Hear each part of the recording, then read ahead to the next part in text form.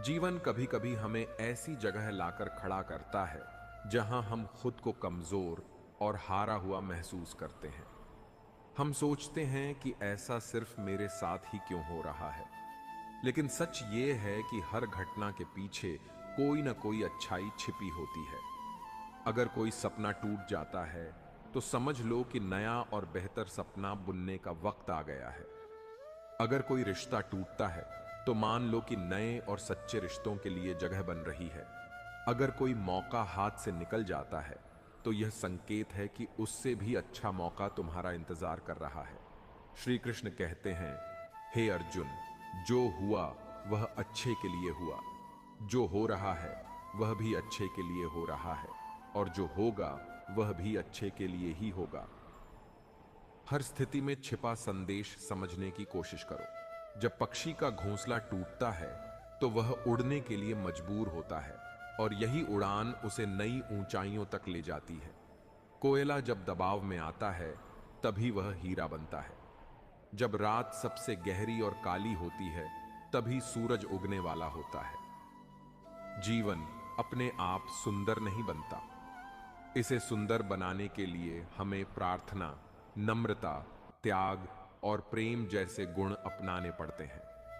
यह दुनिया नश्वर है, लेकिन हमारे कर्म हमेशा जीवित रहते हैं। हर नई सुबह एक नया अवसर लाती है। जो बीत गया वह हमें कुछ सिखाने के लिए था। जो आने वाला है वह बीते हुए कल से बेहतर होगा। बस इस भरोसे को कभी टूटने मत देना। चिंता करने से मन सिर्फ उलझता है। इससे न तो कल की मुश्किलें हल होती हैं, न ही आज का सुकून मिलता है। हम अक्सर उसी चीज को खोने से डरते हैं जो वास्तव में हमारी थी ही नहीं।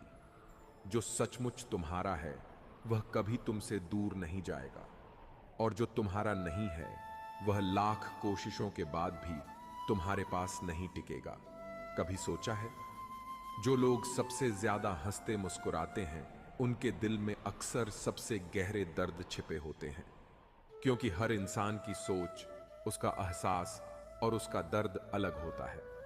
आंखें सबकी एक जैसी होती हैं, लेकिन नजरिया सबका अलग होता है। कोई तुम्हारी मुस्कान में खुशी देखेगा तो कोई उसमें छिपा दर्द भी पढ़ लेगा। जीवन में किए गए अच्छे काम कभी बेकार नहीं जाते।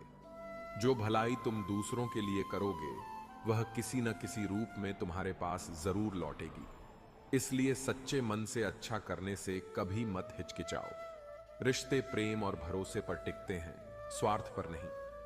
कभी कभी जिंदगी हमें ठोकर मारती है और वह ठोकर दर्द भी देती है, लेकिन याद रखो, अगर तुम उससे संभल गए तो यही ठोकर तुम्हें और मजबूत बनाएगी। गिरना कोई हार नहीं है। हार तब होती है जब तुम दोबारा उठने से मना कर दो। मुझे इस बात पर गर्व है कि मैं ठोकर खाकर गिरा, लेकिन किसी की नजरों में नहीं गिरा। हमेशा ईश्वर का आभार मानो। शिकायत करने से तुम अपने आज से नाखुश दिखते हो।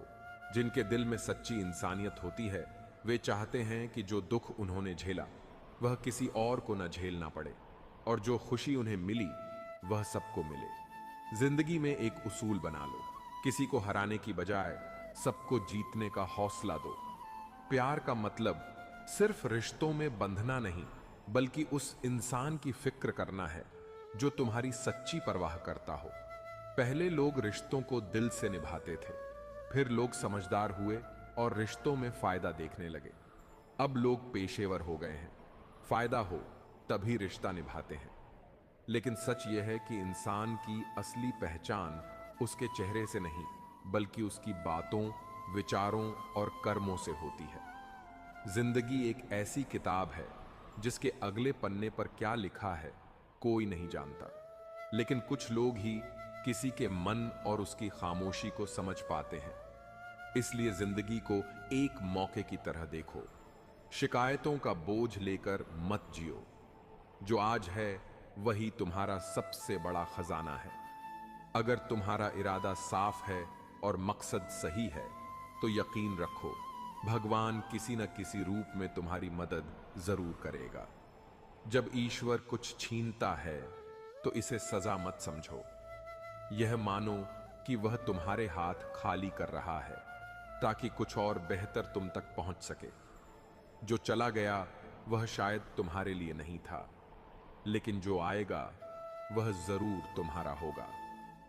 जीवन में मुश्किलों का सामना करना जरूरी है, क्योंकि ये मुश्किलें ही हमें सिखाती हैं कि कौन हमारा सच्चा साथी है और कौन सिर्फ समय बिताने वाला। लोग अक्सर कहते हैं कि समय बदल जाता है, लेकिन असल में समय नहीं, लोग बदल जाते हैं। जब ये बात समझ आती है तो हमारी उम्मीदें भी बदल जाती हैं। अब ना तो बहुत सारे लोग अच्छे लगते हैं, ना ही किसी से ज्यादा अच्छाई की उम्मीद रहती है। रिश्ते वही रखो जो तुम्हारी कद्र और सम्मान करें, क्योंकि भीड़ बढ़ाने से कोई फायदा नहीं। कुछ लोग पास रहकर भी अपने नहीं होते और कुछ दूर रहकर भी हर पल साथ होते हैं। कई बार सबसे बड़ा धोखा हमें वहीं मिलता है जहां हमने सबसे ज्यादा भरोसा किया होता है। लेकिन याद रखो, तुम्हारा आत्मसम्मान सबसे जरूरी है।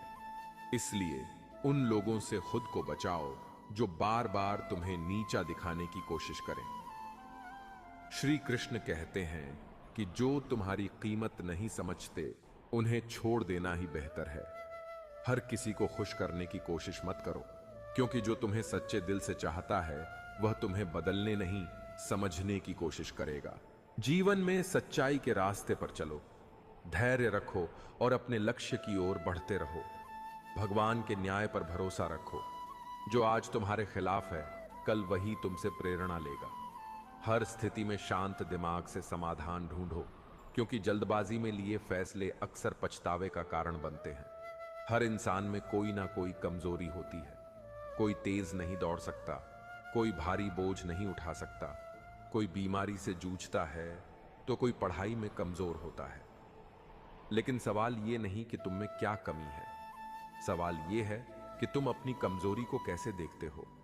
कुछ लोग अपनी कमियों को अपनी जिंदगी की सीमा मान लेते हैं और हार मान लेते हैं, लेकिन कुछ लोग अपने मेहनत और इरादों से उन कमियों को पार कर जाते हैं। फर्क क्या है? जो अपनी कमजोरी से हार मान लेता है वह रुक जाता है, और जो उससे लड़ता है वह आगे बढ़ता है। भगवान हमें कुछ कमियों के साथ इस दुनिया में भेजता है, लेकिन उन कमियों को स्वीकार कर हार मान लेना हमारे मन की कमजोरी है। जो लोग समझ लेते हैं कि हर समस्या का हल होता है, वे कभी हार नहीं मानते।